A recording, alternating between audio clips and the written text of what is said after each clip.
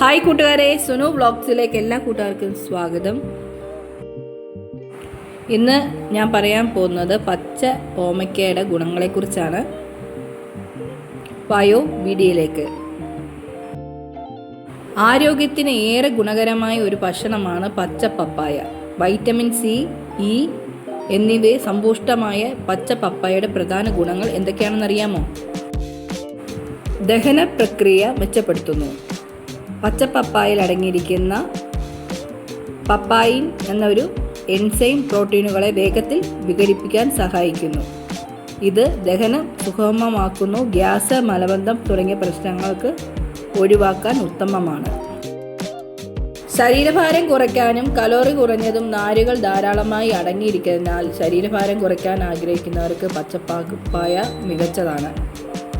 അതുപോലെ തന്നെ രോഗപ്രതിരോധ ശേഷി വർദ്ധിപ്പിക്കുന്നതിനും വൈറ്റമിൻ സിയും ആൻറ്റി ഓക്സിഡൻറ്റുകൾ ധാരാളമായി ഇതിൽ അടങ്ങിയിട്ടുണ്ട്. ശരീരത്തിലെ പ്രതിരോധ ശേഷി വർദ്ധിപ്പിക്കാൻ ഇത് സഹായിക്കുന്നു.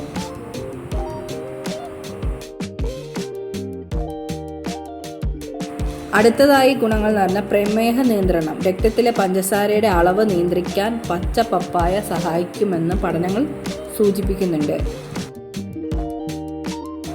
ഇത് ഇൻസുലിൻ ഉൽപാദനത്തെ മെച്ചപ്പെടുത്താൻ സഹായിക്കുന്നു. ഹൃദയ ആരോഗ്യത്തിന് പച്ച പപ്പായയിലെ പൊട്ടാസ്യം, നാരുകൾ എന്നിവ രക്തസമ്മർദ്ദം നിയന്ത്രിക്കാനും കൊളസ്ട്രോൾ കുറയ്ക്കാനും സഹായിക്കുന്നു. ഇത് ഹൃദയത്തിൻ്റെ ആരോഗ്യത്തെ മെച്ചപ്പെടുത്തുന്നു.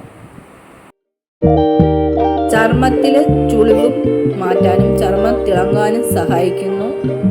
മുറിവുകൾ വേഗത്തിൽ ഉണങ്ങാനും പച്ച പപ്പായ ഗുണകരമാണ്. സ്ത്രീകളിൽ ഉണ്ടാകുന്ന ആർത്തവ വേദന കുറയ്ക്കാൻ, ആർത്തവ സമയത്ത് കഠിനമായ വേദന കുറയ്ക്കാൻ പച്ച പപ്പായയുടെ ജ്യൂസ് കഴിക്കുന്നത് നല്ലതാണെന്ന് കരുതപ്പെടുന്നു. പച്ച പപ്പായയ്ക്ക് കൊടുക്കേണ്ട ജൈവ വളങ്ങൾ എന്താണെന്ന് നമുക്ക് നോക്കാം. മണ്ണ് ഒരുക്കുന്ന സമയത്ത് പിന്നീട് കൃത്യമായ ഇടവേളകളിലും ജൈവ വളങ്ങൾ നൽകുന്നത് ചെടികളുടെ വളർച്ചയ്ക്ക് സഹായിക്കുന്നു.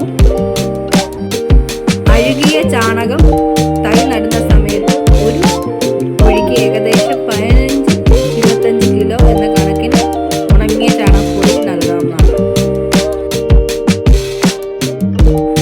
കടലപ്പിണ്ണാക്ക്, വേപ്പിൻ പിണ്ണാക്ക്.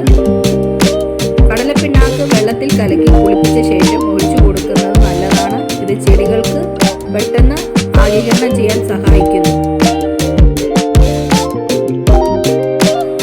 കമ്പോസ്റ്റ്, അടുക്കള മാലിന്യങ്ങൾ ഇങ്ങനെയുള്ള കമ്പോസ്റ്റ് എല്ലാം, എല്ലുപൊടി ഒക്കെ ഇടയ്ക്ക് ചേർത്ത് കൊടുക്കുന്നത് ഗുണകരമാണ്. നിറയെ കായ്കൾ ഉണ്ടാകാൻ സഹായിക്കുന്നു.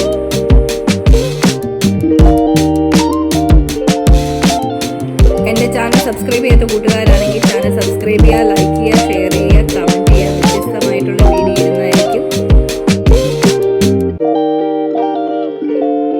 കുമ്മായം മണ്ണിൻ്റെ അമ്ലത കുറയ്ക്കാനും വളമിടുന്നതിന് 2 ആഴ്ച മുൻപ് ചെടികൾക്ക് 500 ഗ്രാം മുതൽ 1 കിലോ വരെ കുമ്മായം അല്ലെങ്കിൽ ഡോളമൈറ്റ് ചേർത്ത് കൊടുക്കാവുന്നതാണ്.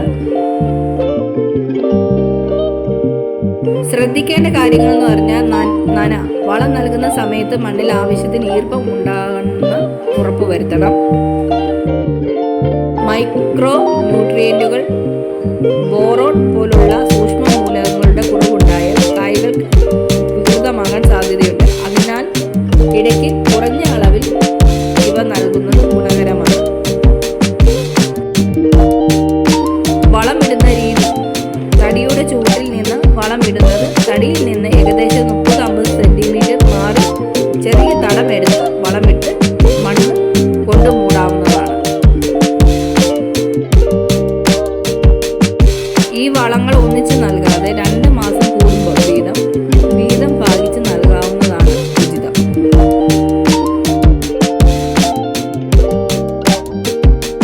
NPKയുടെ അളവ്. ഒരു ചെടിക്ക് വർഷത്തിൽ ശരാശരി 240 gram nitrogen, 240 gram phosphorus, 450 gram potassium എന്ന കണക്കിലാണ് വളം നൽകേണ്ടത്.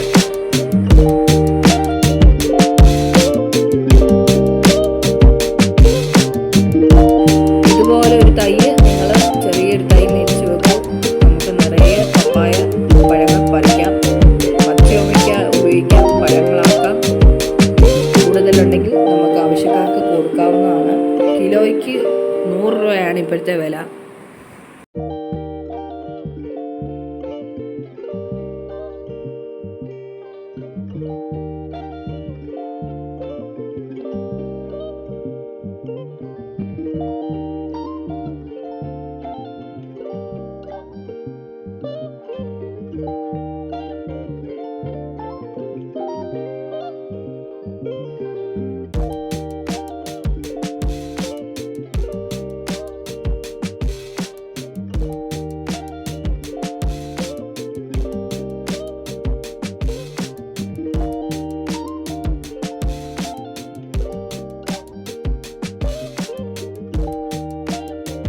വ്യത്യസ്തമായിട്ടുള്ള വീഡിയോയുമായിട്ട് വീണ്ടും വരുന്നതായിരിക്കും. അതുവരേക്കും ബൈ ഫ്രണ്ട്സ്, പിന്നെ കാണാം.